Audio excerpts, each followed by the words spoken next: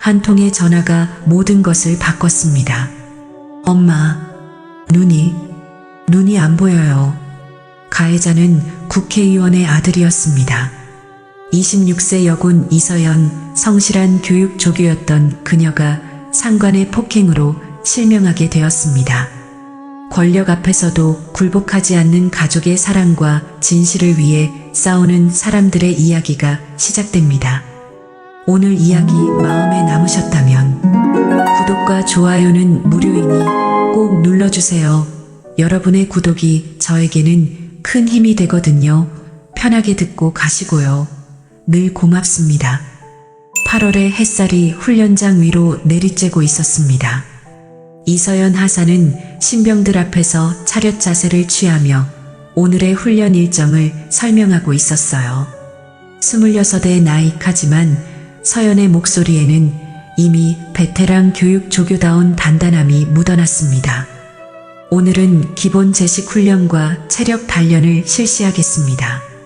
모든 훈련병은 지시에 따라 행동하고 안전수칙을 철저히 준수하기 바랍니다. 서연은 훈련병 교육 조교로 발령받은 지 벌써 3년째였어요. 처음엔 여군이라는 이유로 곱지 않은 시선을 받기도 했지만 성실하고 꼼꼼한 성격으로 이제는 부대 내에서도 인정받는 교육 조교가 되었습니다. 특히 후배들을 아끼고 보살피는 마음은 그 누구보다 깊었어요. 점심시간이 되자 서연은 부대 공중전화 부스로 향했습니다. 매주 수요일마다 어머니 오경숙에게 안부 전화를 드리는 것이 서연의 소중한 일과였어요. 수화기를 들고 집 번호를 돌리는 서연의 얼굴에는 환한 미소가 번졌습니다. 여보세요, 엄마. 아이고, 우리 서연이구나. 잘 지내고 있지? 오경숙의 목소리에는 언제나 따뜻한 사랑이 가득했습니다. 68세의 나이에도 불구하고 여전히 정정한 어머니는 두 자녀가 모두 나라를 위해 일하고 있다는 사실을 마음 깊이 자랑스러워했어요. 큰아들 동아는 현역 대장까지 올랐고 막내딸 서연도 훌륭한 군인으로 성장하고 있었으니까요. 네, 엄마. 여기 훈련장이 정말 멋져요. 뒤편 산 너머로 보이는 단풍이 그림 같아요. 훈련병들도 열심히 따라와주고 오늘도 무사히 훈련 마쳤답니다. 서연의 목소리에는 자신의 일에 대한 자부심이 고스란히 담겨 있었어요.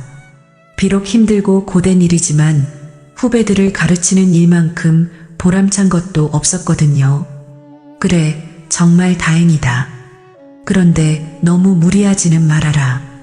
동환이는 요즘 어떻게 지내니? 바빠서 연락도 잘 안 되더구나. 서연은 잠깐 망설였습니다. 오빠 동환은 현재 사성장군으로 육군 참모총장 직속 전투사령관 직책을 맡고 있어 연일 바쁜 나날을 보내고 있었거든요. 작전 지역 시찰과 각종 회의로 연락이 뜸했지만 어머니를 걱정시키고 싶지 않아 서연은 밝은 목소리로 대답했어요. 오빠도 건강하게 잘 지내실 거예요. 워낙 중요한 일을 맡고 계셔서 바쁘시겠지만요. 며칠 뒤에 편지 써서 보낼게요, 엄마. 요즘 훈련병들한테 들은 재밌는 이야기도 많이 적어서요. 그래라, 그래. 엄마는 너희 둘이 쓴 편지 받으면 하루 종일 기분이 좋단다. 건강 잘 챙기고 무슨 일 있으면 언제든 연락하렴. 알겠지? 네, 엄마. 걱정 마세요. 전 정말 괜찮아요. 통화를 마친 서연은 다시 훈련장으로 돌아갔어요. 오후 훈련이 시작되기 전 서연은 훈련병들의 장비를 하나하나 점검하며 안전에 각별히 신경을 썼습니다. 훈련병 한 명 한 명에게 격려의 말도 잊지 않았어요. 김 훈련병, 오늘 제식 동작 많이 늘었네요. 이 조자로 계속하면 우수 훈련병 될 수 있어요. 박 훈련병은 체력이 부족하니까 무리하지 말고 자신의 페이스에 맞춰서 따라오세요. 이런 서연의 세심한 배려를 지켜보던 선임 부사관들은 고개를 끄덕이며 감탄했어요. 이 하사, 정말 대단하네. 저렇게 한 명 한 명 챙기는 교육조교 처음 봐. 맞아. 오빠가 대장이라고 해서 대충 할 줄 알았는데 오히려 더 열심히 하잖아. 하지만 서연은 그런 시선들을 전혀 의식하지 않았습니다. 그저 자신이 맡은 소중한 임무에 최선을 다할 뿐이었어요. 국가를 지키는 후배 군인들을 제대로 교육하는 것, 그것이 서연에게는 무엇보다도 중요한 일이었거든요. 훈련이 끝나고 저녁 시간이 되자 서연은 생활관에서 다음날 훈련 계획을 꼼꼼히 세우며 하루를 정리했습니다. 항상 그랬듯이 성실하고 책임감 넘치는 모습이었어요. 그날 밤 서연은 일기장에 단정한 글씨로 이렇게 적었어요. 오늘도 무사히 하루가 지나갔다.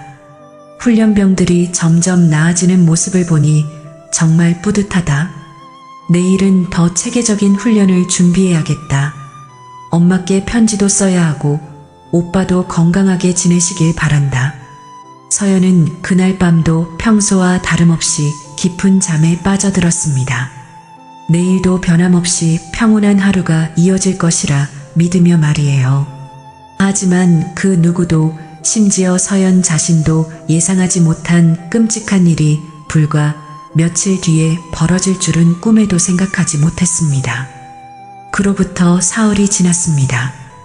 평소 같으면 서연에게서 안부 전화가 왔을 시간이었지만 집 전화는 조용했어요. 오경숙은 처음엔 별일 아닐 거라 생각했습니다. 군대 생활하다 보면 바쁠 때도 있고 연락이 늦어질 수도 있는 법이니까요. 하지만 일주일이 지나도록 연락이 없자 오경숙의 마음은 점점 불안해졌어요. 딸 서연은 그 어떤 일이 있어도 일주일에 한 번은 꼭 안부 전화를 드렸거든요. 3년 동안 한 번도 빠뜨린 적이 없었는데 말이에요. 결국 오경숙은 부대로 직접 전화를 걸었습니다. 떨리는 손으로 전화번호를 돌리며 마음속으로 기도했어요. 별일 아니길, 그냥 바빠서 연락 못한 거길 바란다고요. 여보세요. 백마부대 신병교육대입니다. 안녕하세요. 이서연 하사 어머니인데요. 딸 좀 바꿔주실 수 있을까요? 전화기 너머로 잠깐의 침묵이 흘렀어요. 그리고 조심스러운 목소리가 들려왔습니다. 아, 어머님. 이서연 하사는 현재 치료를 받고 있습니다. 훈련 중에 기절해서 병원에 입원해 있어요. 오경숙의 머릿속이 하얗게 변했어요. 기절, 병원? 도대체 무슨 일이 일어난 건가요? 어느 병원인가요? 상태는 어떤가요? 왜 진작 연락을 안 주셨어요? 수원 국군병원에 있습니다. 상태는 안정적이니까 너무 걱정하지 마세요. 면회는 가족만 가능하니까 신분증 지참하고 오시면 됩니다. 부대에서는 계속 낙상 사고라고만 말했어요. 훈련 중에 넘어져서 다쳤다는 거였습니다. 하지만 왜 그렇게 오랫동안 연락을 못 줬는지에 대해서는 명확한 답변을 피했어요. 오경숙은 그 길로 짐을 챙겨 수원으로 향했어요. 기차를 타고 가는 내내 마음이 조마조마했습니다. 기절했다는데 왜 일주일이나 지나서야 연락을 주는 건지, 정말 별일 아닌 건지 온갖 생각이 머릿속을 맴돌았어요. 국군병원에 도착한 오경숙은 안내 데스크에서 딸의 병실 번호를 물어봤습니다. 간호사는 조심스럽게 병실을 안내해 주었어요. 복도를 걸어가는 오경숙의 발걸음은 점점 무거워졌습니다. 왠지 모를 불길한 예감이 들었거든요. 병실 문을 열자 오경숙은 그만 다리에 힘이 풀렸어요. 침대에 누워있는 서연의 모습은 상상했던 것보다 훨씬 심각했거든요. 양쪽 눈 전체에 하얀 붕대가 감겨있고 얼굴 곳곳에 멍자국이 선명했습니다. 이게 단순한 낙상으로 생긴 상처일까요? 서연아, 우리 서연아. 오경숙의 목소리를 듣고 서연이 고개를 돌렸어요. 하지만 붕대 때문에 어머니를 볼 수는 없었습니다. 서연은 떨리는 손을 허공에 내밀며 말을 더듬었어요. 엄마, 엄마인가요? 엄마, 저 여기 있어요. 서연의 목소리는 평소와 달리 힘이 없었어요. 마치 겁에 질린 아이 같았습니다. 그 당당하고 씩씩했던 딸의 모습은 온데간데 없었어요. 오경숙은 급히 다가가 딸의 손을 꼭 잡았습니다. 그래, 엄마야. 엄마가 왔단다. 괜찮아. 다 괜찮을 거야. 하지만 서연의 다음 말은 오경숙의 심장을 얼어붙게 만들었습니다. 엄마, 눈이 안 보여요, 엄마. 아무것도 안 보여요. 서연의 목소리에서 절망이 묻어났어요. 26 젊은 나이에 갑자기 시력을 잃는다는 것이 얼마나 큰 충격인지 오경숙은 딸의 떨리는 손을 통해 고스란히 느낄 수 있었습니다. 의사 선생님은 뭐라고 하시니? 치료하면 나아질 수 있다고 하시지? 서연은 고개를 천천히 저었어요. 의사 선생님이 양쪽 눈 모두 심하게 손상되었다고 회복이 어려울 거라고 하셨어요. 오경숙은 딸을 꼭 안아주며 눈물을 참았어요. 지금은 딸 앞에서 무너질 수 없었거든요. 하지만 도대체 무슨 일이 일어난 건지 궁금했습니다. 단순한 낙상사고로 이렇게 심각한 부상을 입을 수 있을까요? 그때 병실 문이 살짝 열리며 젊은 간호병이 들어왔어요. 간호병은 오경숙을 보더니 조심스럽게 다가왔습니다. 그리고 문 밖을 확인한 뒤 작은 목소리로 귓속말을 했어요. 어머님, 사실은 말이죠. 간호병의 목소리가 떨렸어요. 무언가 말하기 힘든 일이 있는 것 같았습니다. 낙상사고가 아니에요. 백도윤 중이가 발로 얼굴을 찼어요. 특히 눈 부위를. 눈이 터졌답니다. 오경숙은 그 말을 듣는 순간 온몸에 소름이 돋았어요. 낙상사고가 아니라 폭행이었다니요. 그것도 상급자가 부하를 발로 차서 눈을 멀게 했다는 겁니까? 그럼 왜 부대에서는 낙상사고라고 쉬쉬하고 있어요? 그중이 아버지가 국회의원이라고 하더라고요. 모든 걸 은폐하려고 하고 있어요. 하지만 이건 정말 말이 안 되는 일이에요. 간호병은 안타까운 표정으로 서연을 바라봤어요. 이서연 하사님, 정말 성실하고 좋은 분이었거든요. 후배들한테도 잘해주시고 이런 일을 당할 이유가 전혀 없어요. 오경숙의 가슴속에서 분노가 치밀어 올랐습니다. 자신의 소중한 딸이 이런 끔찍한 일을 당했는데 진실은 숨기고 가해자는 보호받고 있다니요. 권력 때문에 정의가 묻히고 있는 겁니까? 하지만 오경숙에게는 든든한 큰아들이 있었어요. 현역 대장인 동안이라면 이 일을 결코 그냥 넘기지 않을 거였습니다. 같은 시각 강원도 최전방 작전 지역에서는 이동환 대장이 부대 지휘관들과 중요한 작전 회의를 진행하고 있었습니다. 58세의 나이에도 불구하고 여전히 정정한 체격을 자랑하는 동환은 육군참모 총장 직속 전투사령관으로거 막중한 책임을 지고 있었어요. 다음 달 연합훈련 계획에 대해 보고하겠습니다. 참모들이 차례로 보고를 올리는 가운데 동환은 집중해서 듣고 있었습니다. 국가 안보와 직결되는 중요한 회의였거든요. 하지만 그때 회의실 문이 열리며 부관이 조심스럽게 들어왔어요. 사령관님, 긴급 연락이 왔습니다. 동환은 잠깐 회의를 중단시키고 부관에게 다가갔습니다. 부관의 표정이 심상치 않았거든요. 어머니께서 급히 연락 달라고 하십니다. 매우 중요한 일이라고. 동환의 마음이 순간 철렁 내려앉았어요. 평소 어머니 오경숙은 아들이 바쁘다는 걸 누구보다 잘 아시기 때문에 정말 급한 일이 아니면 연락하지 않으셨거든요. 특히 작전회의 중에 연락을 달라고 하실 리가 없었어요. 회의는 잠시 중단하겠습니다.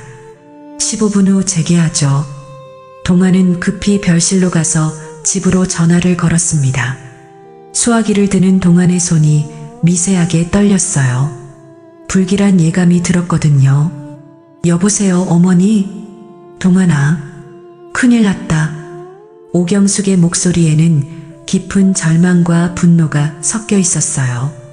평생 강인하게 살아온 어머니가 이렇게 떨리는 목소리로 말하는 것을 동화는 처음 들어봤습니다. 동안과 서연은 비록 이복남매였지만 오경숙이 동안의 아버지와 재혼한 뒤 태어난 서연을 동안은 친동생처럼 아꼈거든요. 무슨 일이세요? 침착하게 말씀해 주세요. 서연이가, 우리 서연이가. 오경숙은 한동안 말을 잇지 못했어요. 목이 메어서 제대로 된 말이 나오지 않았거든요. 동화는 가슴이 두근거리기 시작했습니다. 32살 차이가 나는 이복동생이었지만 서연이 태어났을 때부터 동화는 아버지 같은 마음으로 동생을 돌봤거든요. 서연이가 어떻게 됐다는 거예요? 눈을 못 떠, 동안아. 양쪽 눈 모두 못 본다고 해. 동화는 그 순간 온 세상이 멈춘 것 같았어요. 어린 시절부터 밝고 씩씩하게 자신을 오빠라고 부르며 따랐던 서연이 눈을 잃었다니요? 26 꽃다운 나이에 말이에요. 동안의 머릿속에 서연의 어린 시절이 스쳐 지나갔어요.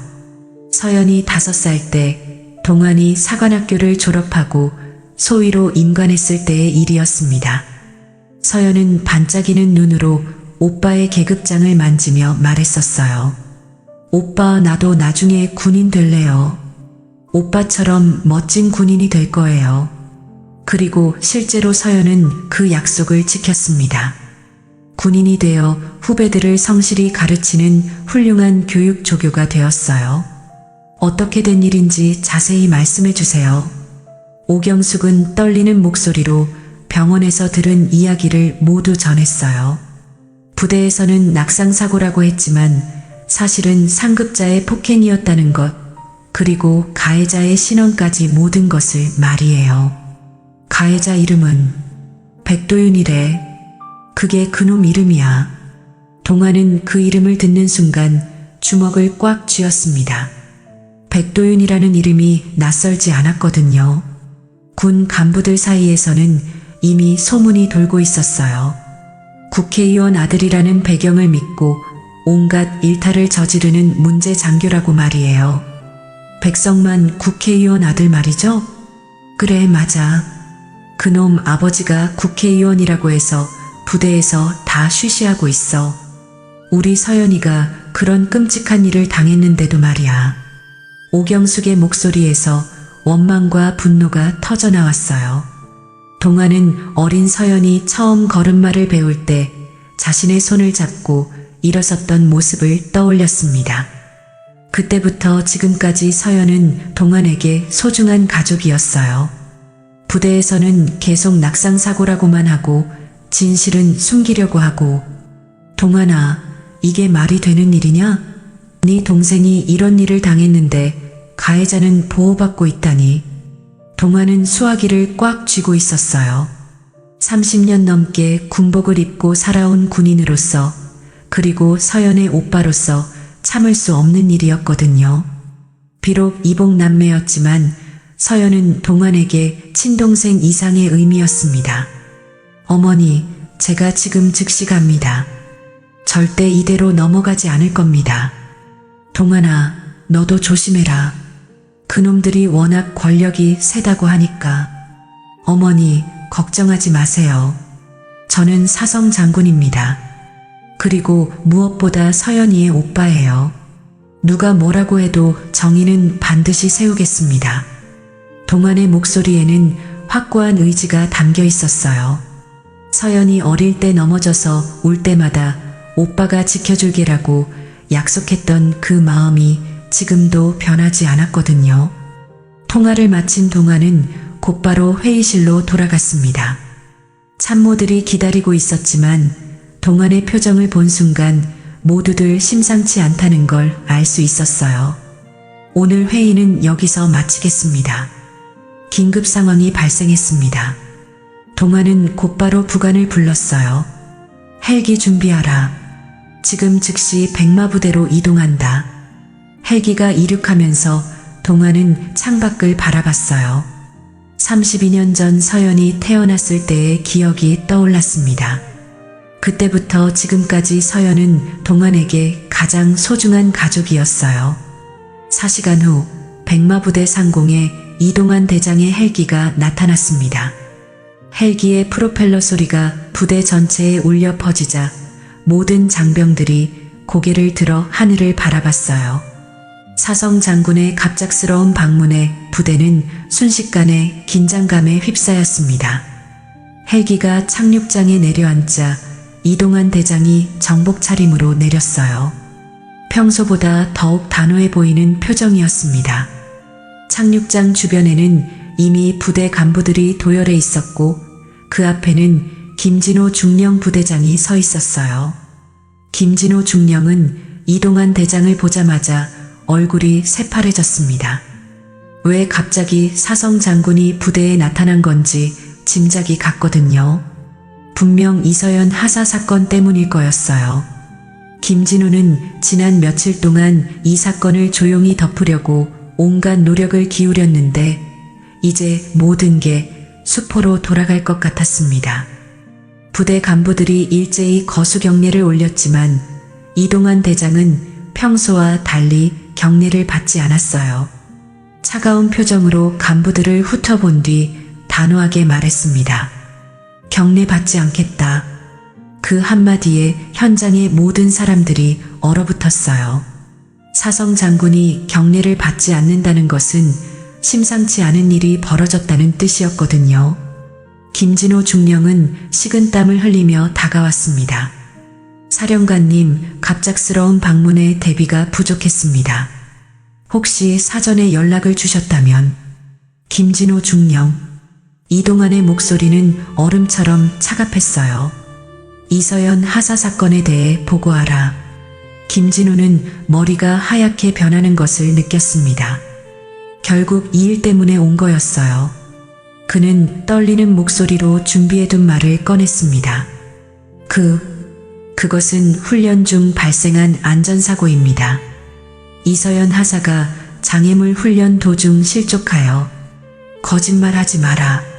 이동환의 목소리가 더욱 낮아졌어요.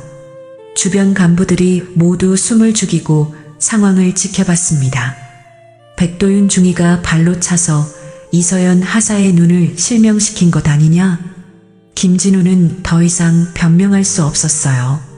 사성 장군 앞에서 거짓말을 계속할 수도 없었거든요. 하지만 그렇다고 진실을 털어놓기도 어려웠습니다. 백성만 국회의원으로부터 받은 압력 때문이었어요. 사령관님, 그것은 김진호 중령, 지금 즉시 부대장 보직에서 해임한다. 이동환의 선언에 현장이 술렁거렸어요. 갑작스러운 보직 해임에 모든 간부들이 충격을 받았습니다. 그리고 백도윤 중위는 어디 있느냐? 백도윤 중위는 현재 휴가 중입니다. 휴가? 이동환의 눈빛이 더욱 매서워졌어요. 부하 장병을 폭행해서 실명시킨 가해자가 휴가를 갔다고? 김진호는 아무 말도 할 수 없었습니다. 실제로 백도윤은 사건 발생 직후 아버지 백성만 국회의원의 지시로 급히 휴가를 나간 상태였거든요. 사건이 공론화되기 전에 몸을 피하라는 것이었어요. 지금 즉시 백도윤 중위를 소환하라. 그리고 군검찰에 인계 조치하라. 사령관님, 하지만 백도윤 중위의 아버지가 국회의원이시고 국방위원회에서 국회의원이면 사람 눈을 멀게 해도 되는 거냐? 이동환의 목소리가 부대 전체에 울려 퍼졌어요. 주변에 있던 모든 장병들이 그 말을 들었습니다. 군인은 국가와 국민을 위해 복무하는 것이지 특정 정치인을 위해 복무하는 것이 아니다. 더군다나 부하의 생명과 안전을 지키는 것이 지휘관의 첫 번째 의무다. 이동환은 김진호뿐만 아니라 주변 모든 간부들을 향해 말했어요. 이서연 하사는 성실한 교육 조교였다. 후배들을 아끼고 책임감 있게 임무를 수행하던 군인이었다. 그런 부하를 지키지 못한 지휘관들은 군인 자격이 없다. 김진호 중령은 고개를 숙일 수밖에 없었어요. 이동환 대장의 말이 모두 맞았거든요. 하지만 백성만 국회의원의 압력과 자신의 승진 욕심 때문에 진실을 은폐하려 했던 것이 사실이었습니다. 지금 즉시 백도윤 중이 소환하고 이 사건을 군검찰에 정식으로 이관하라. 그리고 사건 은폐에 관여한 모든 간부들도 조사받을 준비를 하라. 이동환의 명령은 단호했어요. 또한 헌병대에서 이 사건을 담당할 수사관을 지정하라. 철저하고 공정한 수사가 이루어져야 한다. 그때 한 명의 헌병 수사관이 앞으로 나섰습니다. 37세의 이소의 소령이었어요. 사령관님, 이소의 소령입니다. 제가 이 사건을 담당하겠습니다. 이동환은 이소의 소령을 바라봤어요. 그의 눈빛에서 정의감과 의지를 읽을 수 있었습니다. 이소의 소령, 이 사건은 단순한 폭행 사건이 아니다. 군 기강과 정의가 걸린 문제다. 어떤 압력이 있어도 진실만을 추구하라. 명령 받겠습니다, 사령관님. 이소의 소령의 대답에서 확고한 의지가 느껴졌어요. 이동환은 마침내 믿을 만한 수사관을 만났다고 생각했습니다. 모든 관련자들은 수사에 적극 협조하라. 진실은 반드시 밝혀질 것이다. 이동환의 선언과 함께 백마부대에는 새로운 바람이 불기 시작했어요. 그동안 권력의 그늘에 가려져 있던 진실이 드디어 빛을 보게 될 순간이었습니다. 이동환 대장의 강력한 조치가 있은 지 이틀 후 예상치 못한 곳에서 사건이 세상에 알려지기 시작했습니다. 국회 출입기자 중 한 명이 백마부대 내부 소식통으로부터 충격적인 제보를 받았거든요. 국회의원 아들이 여군을 폭행해 실명시켰다고요? 정말입니까? 기자는 처음엔 믿기 어려워했어요. 하지만 여러 경로를 통해 확인한 결과 이것이 사실임을 알게 되었습니다. 더욱 충격적인 것은 부대에서 이 사건을 은폐하려 했다는 사실이었어요. 그날 저녁 뉴스에서 이 사건이 처음 보도되었습니다. 백성만 국회의원의 아들 백도윤 중위가 부하 여군을 폭행해 실명시킨 사건이 알려졌습니다. 피해자는 성실한 교육 조교로 알려진 이서연 하사로 현재 양한 실명 상태입니다. 뉴스가 나가자마자 국민들의 분노가 폭발했어요. 인터넷 게시판과 소셜미디어에는 분노의 댓글들이 쏟아졌습니다. 특히 군 복무를 했던 남성들과 딸을 둔 부모들의 분노가 컸어요. 권력 있는 집 아들이라고 해서 이런 일을 저지르다니 도저히 용납할 수 없다. 저 나이 또래 딸을 둔 아버지로서 정말 화가 난다. 군대는 나라를 지키는 곳인데 이런 일이 일어나다니. 여론이 들끓기 시작하자 백성만 국회의원 측에서는 급히 대응에 나섰습니다. 변호사를 앞세워 언론에 반박 자료를 배포했어요. 이번 사건은 언론에서 과장된 면이 있습니다. 현재 군 당국에서 정확한 사실관계를 조사 중이며 성급한 판단은 자제해 주시기 바랍니다. 하지만 이런 해명은 오히려 국민들의 분노를 더욱 키웠어요. 권력으로 사건을 덮으려 한다는 의심을 받았거든요. 더욱 충격적인 일이 벌어진 것은 그 다음 날이었습니다. 백도윤 중위가 친구들과 나눈 대화 내용이 담긴 녹취록이 언론에 공개된 거예요. 누군가가 몰래 녹음한 것을 제보한 모양이었습니다. 녹취록 속 백도윤의 목소리는 오만함 그 자체였어요. 야, 걱정하지 마. 나 때려봤자 뭐 어쩔 건데. 우리 아빠가 군법도 바꿔준다니까. 그 여자애가 뭘 어쩌겠어? 내가 누군지 알면 감히 신고도 못할 거야. 군대에서 좀 세게 훈련시킨 것뿐이야. 별일 아니라고. 이 녹취록이 공개되자 국민들의 분노는 하늘을 찔렀어요. 인터넷에는 백도윤과 백성만 국회의원을 규탄하는 글들이 쏟아졌습니다. 저런 인간이 군인이라니 정말 부끄럽다.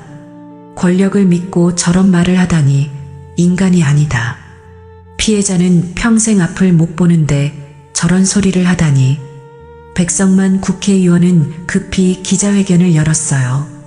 하지만 준비가 부족했던 탓인지 오히려 상황을 더 악화시켰습니다. 아들의 경솔한 발언에 대해 사과드립니다. 하지만 사건의 진상은 아직 명확히 밝혀지지 않았습니다.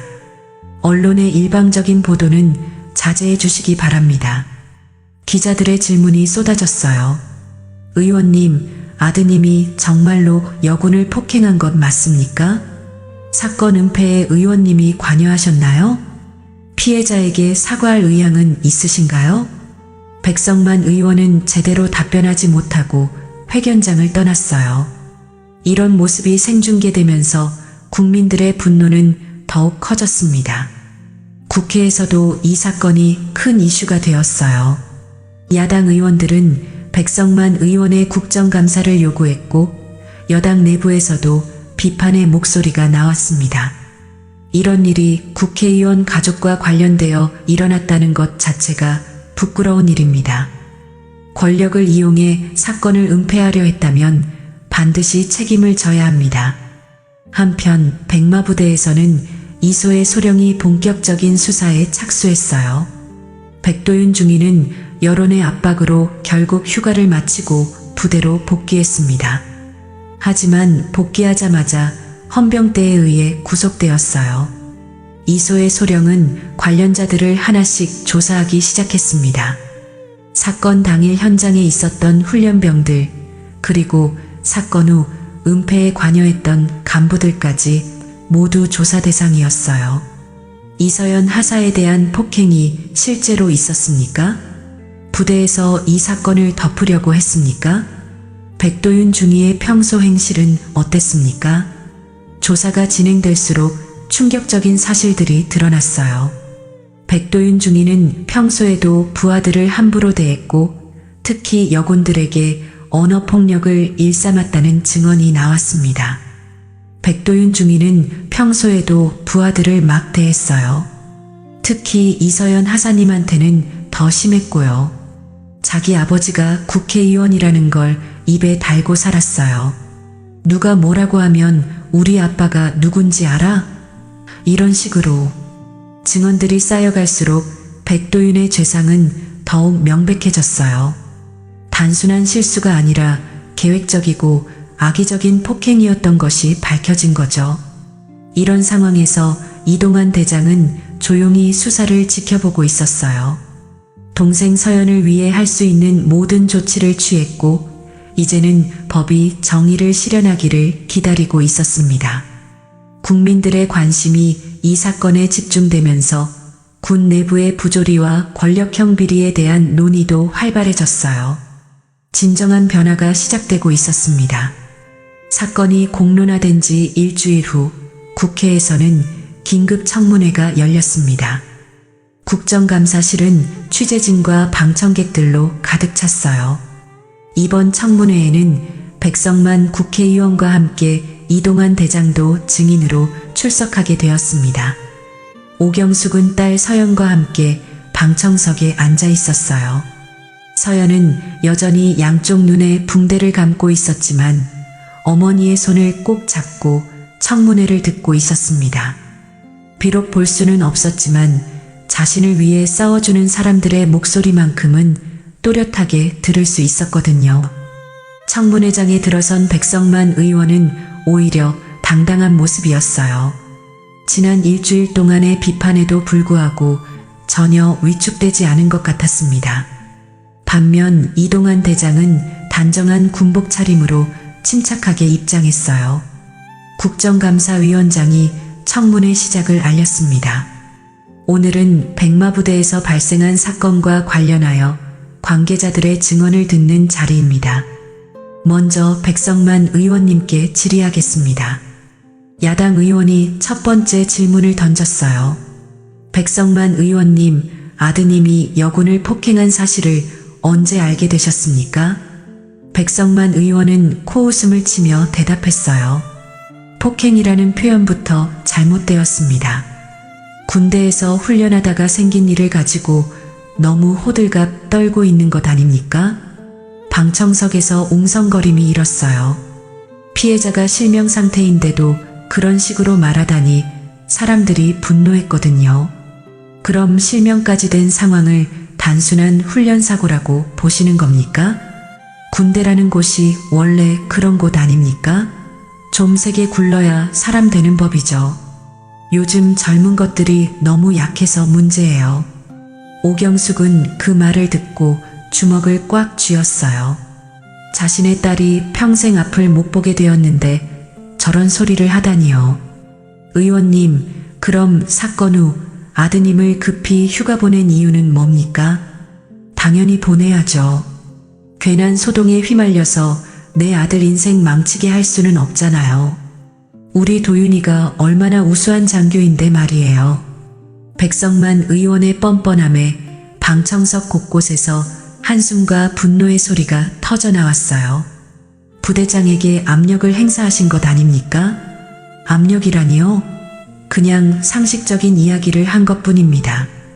괜히 큰일로 만들어서 부대 분위기 망치지 말라고 조언해 준 거죠.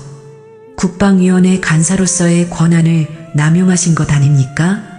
백성만 의원은 비웃듯이 말했어요. 권한 남용이라뇨? 제가 국방위에서 얼마나 군을 위해 일하는지 모르시나 봅니다.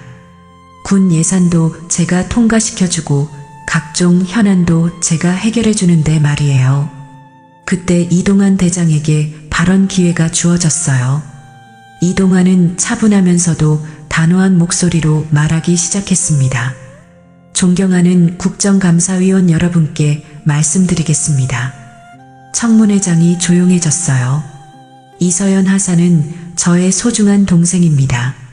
성실하고 책임감 강한 군인이었어요. 그런 동생이 이런 일을 당했을 때 형으로서 그리고 군인으로서 가만히 있을 수 없었습니다. 백성만 의원님께서는 저에게 직접 전화를 걸어 이런 말씀을 하셨습니다. 이동환이 백성만 의원을 똑바로 바라보며 말했어요. 당신 부대 예산 우리 국방위에서 얼마든지 깎을 수 있다는 거 알아요? 이 일 조용히 넘어가는 게 서로 좋을 겁니다. 당신도 승진하려면 우리 도움이 필요할 텐데요. 청문회장이 술렁거렸어요. 직접적인 협박이었거든요. 백성만 의원은 당황하지 않고 오히려 공격적으로 나왔어요. 그게 뭐가 잘못됐나요? 현실적인 조언을 해준 건데요. 군인이면 정치적 감각도 있어야 하는 것 아닙니까? 더 가관인 것은 이런 말까지 하셨어요.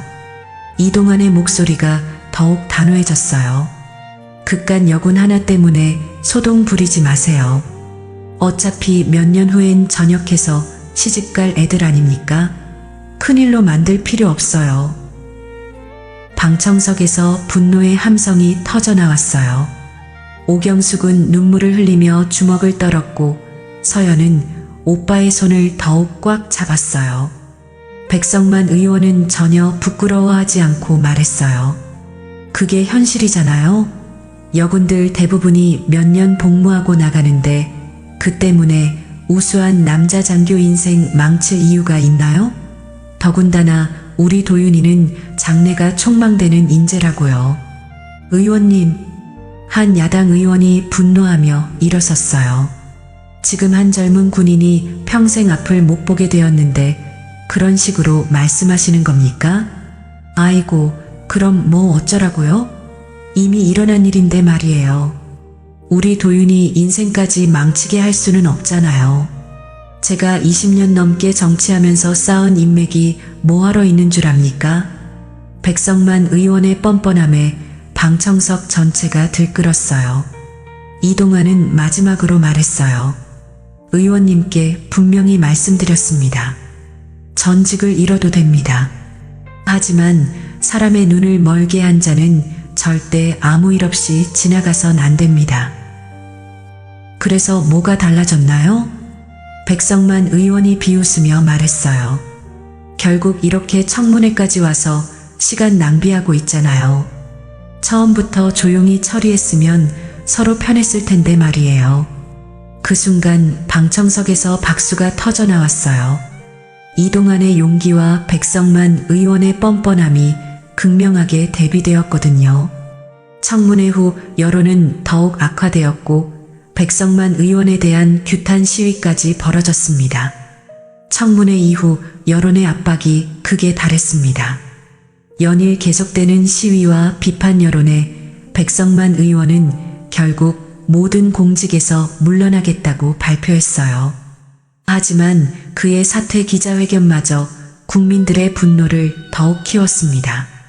저는 그동안 국가와 국민을 위해 최선을 다해왔습니다. 하지만 일부 언론과 정치적 세력들의 과도한 공격으로 인해 더 이상 공직을 수행하기 어려운 상황이 되었습니다. 백성만 의원은 끝까지 자신의 잘못을 인정하지 않았어요. 오히려 자신이 피해자인 것처럼 행동했습니다. 제 아들 도윤이는 성실한 군인입니다. 이번 일이 과도하게 부풀려진 면이 있다고 생각합니다. 하지만 국정 혼란을 막기 위해 모든 직책을 사퇴하겠습니다. 기자들의 질문이 쏟아졌어요. 피해자에게 사과할 의향은 없으신가요? 사과할 일이 뭐가 있나요? 군대에서 일어난 일을 너무 크게 만든 것 같은데요. 이런 뻔뻔한 태도에 국민들은 더욱 분노했습니다. 인터넷에는 백성만 의원을 규탄하는 글들이 쏟아졌고 그의 사무실 앞에는 연일 시위대가 몰려들었어요. 한편 군사법원에서는 백도윤 중위에 대한 재판이 본격적으로 시작되었습니다. 이소의 소령의 철저한 수사 결과 백도윤의 죄상이 하나씩 드러났어요. 재판장에서 백도윤은 여전히 당당한 모습이었습니다. 변호사들을 대거 선임한 백도윤 측은 온갖 변명과 법리 다툼으로 시간을 끌려고 했어요. 피고인 백도윤은 정당한 훈련 과정에서 발생한 불가피한 상황이었다고 주장하고 있습니다. 하지만 검찰 측에서 제시한 증거들은 명백했어요. 목격자들의 증언, 의료진의 소견서, 그리고 결정적으로 백도윤 자신이 한 발언들의 녹취록까지 모든 것이 그의 죄를 입증했습니다. 피고인은 이서연 하사를 발로 차면서 내가 뭔데 나한테 대드냐? 내가 누군지 알아? 라고 말했습니다. 이는 단순한 훈련이 아니라 명백한 폭행이었습니다. 재판이 진행되는 동안 오경숙과 서연은 매일 법정에 나왔어요. 서연은 여전히 붕대를 감고 있었지만 가해자가 처벌받는 과정을 직접 듣고 싶어 했거든요. 어머니, 저 사람들 목소리가 들려요. 여전히 잘못했다고 생각하지 않는 것 같아요. 괜찮다, 서연아. 이제 법이 판단할 거야. 재판 과정에서 충격적인 사실들이 더 드러났어요. 백도윤은 평소에도 부하들을 상습적으로 폭행했고 특히 여군들에게는 성희롱까지 일삼았다는 증언이 나왔습니다. 백도윤 중위는 항상 우리 아빠가 국회의원이니까 너희들은 함부로 못한다고 말했어요. 여군들한테는 더 심했어요. 어차피 몇 년 있다가 나갈 애들이 뭘 안다고 덤비냐고 했어요. 이런 증언들이 나올 때마다 방청석의 사람들은 분노했고 서연은 어머니의 손을 더욱 꽉 잡았어요. 드디어 선고의 날이 왔습니다. 재판장은 침묵 속에서 판결문을 읽기 시작했어요. 피고인 백도윤은 부하 장병에 대한 상습적 폭행, 특히 이서연 하사에 대한 고의적 상해로 인한 영구장애 야기 등의 죄로 징역 3년을 선고합니다. 실형이 선고되는 순간 법정은 조용해졌어요. 백도윤은 처음으로 당황한 표정을 지었습니다. 지금까지 아버지의 권력으로 모든 것을 해결할 수 있다고 생각했는데 실제로 감옥에 가야 한다는 현실을 받아들이기 어려웠거든요. 판사님, 이건 너무 과한 처벌 아닙니까? 제 아들이. 방청석에서 백도윤의 어머니가 소리쳤지만 재판장의 판결은 확고했어요. 피고인의 행위는 단순한 실수가 아니라 계획적이고 악의적인 폭행이었습니다. 특히 한 젊은 군인의 평생을 망가뜨린 것에 대해서는 엄중한 처벌이 필요합니다. 선고 후 서연은 조용히 눈물을 흘렸어요. 비록 자신의 시력을 되찾을 수는 없지만 적어도 정의가 실현되었다는 안도감이 들었거든요. 법정을 나서는 서연에게 많은 기자들이 몰려들었어요. 이서연 하사님, 선고에 대해 어떻게 생각하시나요? 서연은 잠시 망설이다가 차분하게 대답했어요. 저는 이제 앞을 볼 수 없지만 이번 일을 통해 군 내부가 조금이라도 바뀌었으면 좋겠어요. 저 같은 피해자가 다시는 생기지 않았으면 합니다. 그날 저녁 이동환 대장은 공식적으로 사과문을 발표했어요. 이번 사건을 통해 군 내부의 문제점들이 드러났습니다.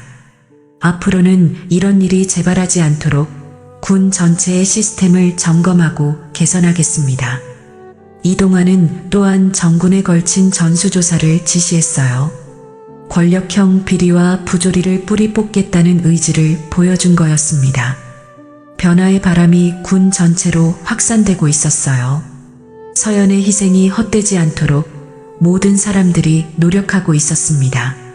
선고로부터 6개월이 지난 어느 화창한 봄날, 수원에 있는 국립재활원 안에서는 특별한 수업이 진행되고 있었습니다. 서연이 점자를 배우는 교실이었어요. 27이 된 서연은 이제 점자를 꽤 능숙하게 읽을 수 있게 되었습니다. 오늘은 좀 특별한 것을 읽어볼까요? 점자 선생님이 서연에게 두꺼운 책을 건네주었어요. 서연은 손끝으로 점자를 조심스럽게 훑어보다가 깜짝 놀랐습니다. 이것은 군가인가요? 네, 맞아요. 애국가와 몇 개의 군가를 점자로 만든 거예요. 서연 씨가 군인이셨으니까 특별히 준비했어요. 서연의 얼굴에 오랜만에 환한 미소가 번졌어요. 손끝으로 점자를 따라가며 천천히 읽기 시작했습니다. 조국의 품 안에서 우리는 자라나고. 서연의 목소리가 교실에 울려 퍼졌어요. 비록 눈으로는 볼 수 없었지만 마음속에는 여전히 조국에 대한 사랑과 군인으로서의 자부심이 살아있었거든요. 문 밖에서 이 모습을 지켜보던 오경숙은 조용히 눈물을 닦았어요. 처음 사고를 당했을 때의 절망적이었던 딸의 모습을 생각하면 지금 이렇게 씩씩하게 새로운 삶을 준비하는 모습이 얼마나 기특한지 몰랐습니다. 수업이 끝나고 서연은 어머니와 함께 재활원 정원을 산책했어요. 봄바람이 부드럽게 불어와 서연의 머리카락을 흩날렸습니다. 엄마, 저 새소리 들려요? 참 예쁘네요. 그래, 서연아. 참새들이 나무에서 지저귀고 있단다. 서연은 앞을 볼 수는 없었지만 다른 감각들이 더욱 예민해져 있었어요. 새소리, 바람소리, 사람들의 발걸음 소리까지 모든 것이 생생하게 들렸습니다. 엄마, 오빠는 요즘 어떻게 지내세요? 동환이는 바빠. 군 개혁 작업 때문에 연일 회의하고 있어. 그래도 틈틈이 안부는 묻더구나. 이동환 대장은 서연의 사건 이후 군 전체의 개혁 작업에 매진하고 있었어요. 부조리한 관행들을 없애고 모든 장병들이 안전하게 복무할 수 있는 환경을 만들기 위해 노력했습니다. 그때 재활원 직원이 다가왔어요. 서연 씨, 면회객이 오셨어요. 면회객이요? 서연은 의아해했어요. 어머니는 여기 있고 오빠는 바쁠 텐데 누가 왔을까요? 면회실에 들어가자 익숙한 목소리가 들려왔어요. 서연 하사님, 이소의 소령입니다. 아, 소령님, 어떻게 이곳까지? 이소의 소령은 서연의 사건을 수사했던 헌병 수사관이었어요. 재판이 끝난 후에도 종종 안부를 물어봤는데 직접 찾아온 것은 처음이었습니다. 서연 씨가 어떻게 지내는지 궁금해서 왔어요. 많이 좋아지신 것 같네요. 네, 처음보다는 많이 적응했어요. 점자도 배우고 새로운 것들을 익히고 있어요. 이소의 소령은 서연의 밝은 모습에 안심했어요. 사건 수사 당시 절망에 빠져있던 서연을 생각하면 지금의 모습이 얼마나 대견한지 몰랐습니다. 그런데 하나 좋은 소식이 있어요. 좋은 소식이요? 군에서 새로운 정책을 발표했어요. 앞으로는 모든 부대에 장병 보호관 제도를 만들고 부당한 일을 당했을 때 익명으로 신고할 수 있는 시스템도 구축한다고 해요. 서연의 얼굴이 밝아졌어요. 정말요? 그럼 저 같은 일이 다시는 일어나지 않겠네요. 그렇죠. 서연 씨의 일이 헛되지 않았어요. 많은 후배 군인들이 더 안전한 환경에서 복무할 수 있게 되었어요. 이소의 소령의 말에 서연은 마음이 벅찼어요. 자신이 당한 끔찍한 일이 다른 사람들에게는 도움이 되었다니 그것만으로도 위안이 되었습니다. 면회가 끝나고 서연은 다시 점자 연습실로 돌아갔어요. 오늘은 혼자서 군가를 연습해보고 싶었거든요.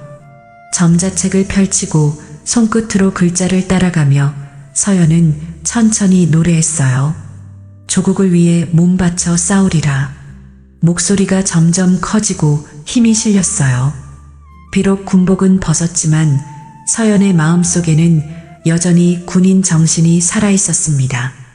복도를 지나던 다른 환자들과 직원들이 서연의 노랫소리를 듣고 하나둘 모여들었어요. 모두들 서연의 씩씩한 모습에 감동했습니다.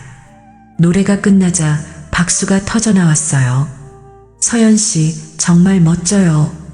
목소리가 정말 좋으세요. 서연은 부끄러워하며 웃었어요. 예전 같으면 얼굴이 빨갛게 되었겠지만 지금은 다른 사람들이 보지 못한다는 것이 오히려 자연스럽게 해주었어요. 그날 저녁 서연은 일기를 썼어요. 물론 점자로 말이에요. 오늘도 새로운 하루였다. 점자로 군가를 읽을 수 있게 되어 기뻤다. 소령님이 전해준 소식도 정말 기뻤다.